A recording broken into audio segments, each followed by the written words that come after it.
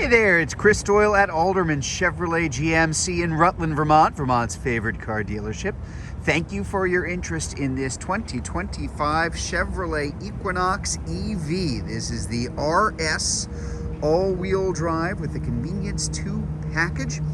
Full electric. This is a 307-mile range, dual motor, pretty quick, 0 to 60 in less than 60 seconds. That's the kind of thing that interests you.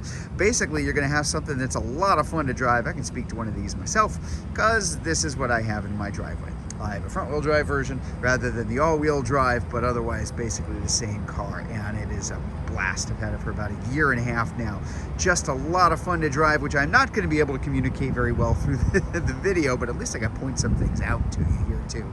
As you can see, the Equinox EV is the EV version and EV design of the Chevrolet Equinox, which is General Motors' best-selling car. So this falls into the compact SUV category. It's an interesting design, and I mean that in a good way, because it's low slung but with a very good ground clearance, as you can see from the side. It is a wide vehicle, so there's a ton of room on the inside. It's a 2-row, 5-passenger SUV. So for example, if we're talking about size here, these kind of cool handles, there's a lot of it. There's a lot of room, a lot of headroom, a lot of leg room, very comfortable on the inside. That core tech manufactured leather interior that we have in most of our vehicles now. Very, very comfortable. In fact, if I have a seat inside, I'll kind of show this to you here, where I have this seat set up is for me. So there's quite a lot of room back here. You have heated seats for the folks in the back. And as you can see, we'll get a closer look at that dashboard in just a minute, but we do have the nice big panoramic moonroof in this one as well. Love just kind of the design elements, the paneling colors on the inside, some cool stuff happening up front that I'll show you in just a minute. But again, very comfortable and just an awful lot of room all the way through for folks in the first and second row, but certainly no penalty for anybody sitting here in the back, that's for sure. So up front, a couple of things. There's a ton of safety features. It'd be a 19-minute video if I went into everything, but I'll just point out some of the basics. Your side blind zone alert, of course your heated mirrors on the outside. This does have power seats for both the driver and the passenger. We've got the 2-position memory seating for your outside mirrors as well as the driver's seat, and that's also can be keyed to the keys. So grab the right one, sit inside, and it'll adjust it to your preset for yourself all the way through. Hop inside here, a lot of storage.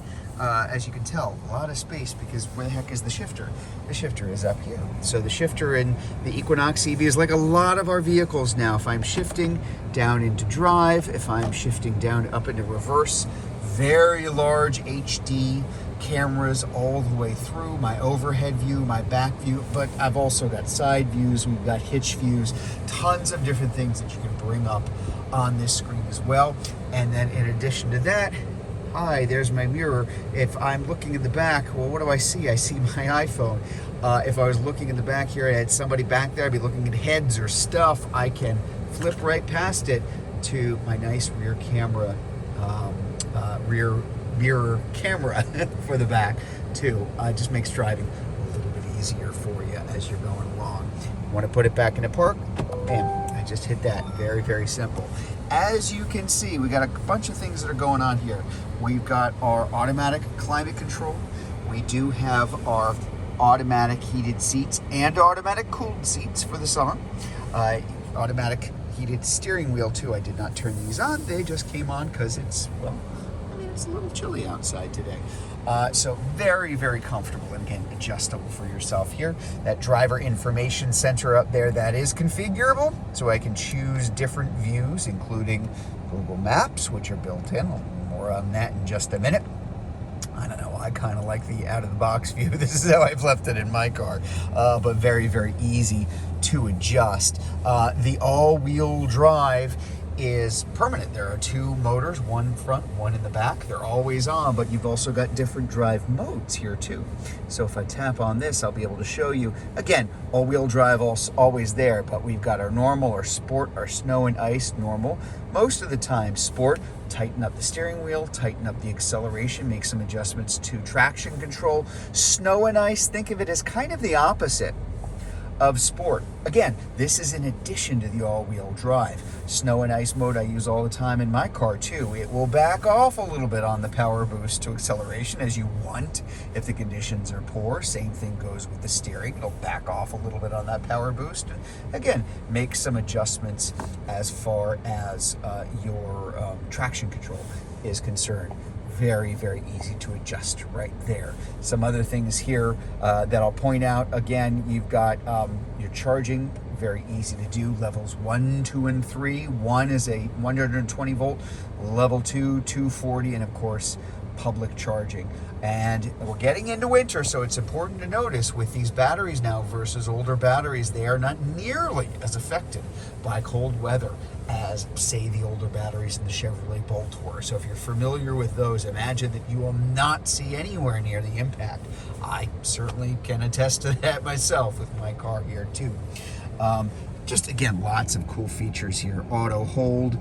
Your power lift gate is an auto sense lift gate, so you just stand back there with a key. It'll beep 4 times and then open. So if your hands are full, it just makes life a whole lot easier here too.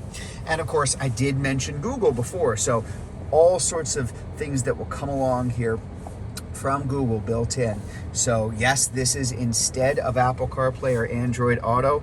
Chances are real good you're not going to miss it because what's built in works a whole lot better. If I'm going on a longer trip, it can map everything out for me, but it's also going to tell me where to stop for charging if I need to. And it's only going to send me to places that are the fastest chargers it can find and are open and working, and let me know the whole trip as I'm doing it. So if you're making a longer trip, just takes a lot of worry out of it too. Same thing with access to the Google Play Store for all sorts of apps you can download here. For me, Spotify was something I really wanted to have on there, so that's the first thing I ever put when I had it inside the car. And then, of course, lots of connectivity through Google Assistant, and being able to control lots of things, everything from my radio stations, my music sources, access to the Google Maps, even changing my temperature here I can do vocally using Google. Over here, one pedal driving, something very easy to turn on and off. Great feature to have in these cars. I use it all the time. One pedal driving simply means that is something you're not nearly going to use as much. When I let up on the accelerator, if you've ever driven an electric golf cart, this is kind of the same idea, that it will decelerate, it'll actually brake, and it will come to a complete stop if you let it.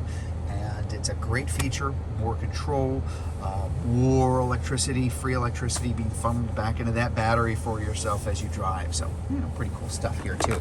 So as you can see right here, we do have our remote start. Best to think is preconditioning, not really an engine you need to start. You're really doing it to make it comfortable for yourself. Heated seats, cooled seats, air conditioning, heat, whatever, especially if you're on automatic, which is what I always recommend. Just makes life a whole lot easier for you and make it comfortable too.